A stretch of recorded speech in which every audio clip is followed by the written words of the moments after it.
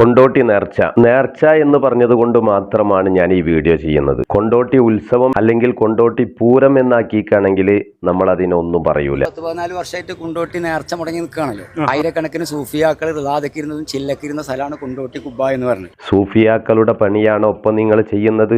അള്ളാഹും അവന്റെ റസൂലും ഇഷ്ടപ്പെടാത്ത ആണും പെണ്ണും കൂടിക്കലർന്ന് ഒരു ദീനിയായ ചിട്ടകളും ഇല്ലാത്ത ഇത്തരം ഉത്സവങ്ങൾക്ക് അവർ സപ്പോർട്ട് ചെയ്യോ?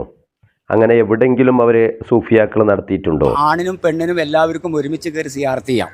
അങ്ങനെ കേരളത്തിൽ ഏക ഒരു മക്കാമും കൂടിയാണ് കൊണ്ടോട്ടി കുബ്ബ. ആണും പെണ്ണും ഇടകലർന്നിട്ട് ഏതെങ്കിലും ഒരു മക്കാമിൽ സിയാറത്ത് ഇസ്ലാം അനുവദിച്ചിട്ടുണ്ടോ? എന്നിട്ട് അതിന്റെ മേലിൽ അഭിമാനം കൊള്ളുകയാണ്. ഉസ്താദുമാർ പള്ളികളിലും കവലകളിലും നിരന്തരമായി നടത്തിയ ശ്രമത്തിന്റെ ഫലമായിട്ടാണ് 14 വർഷങ്ങൾക്ക് മുമ്പ് ഈ ഉത്സവം നിന്നുപോയത്.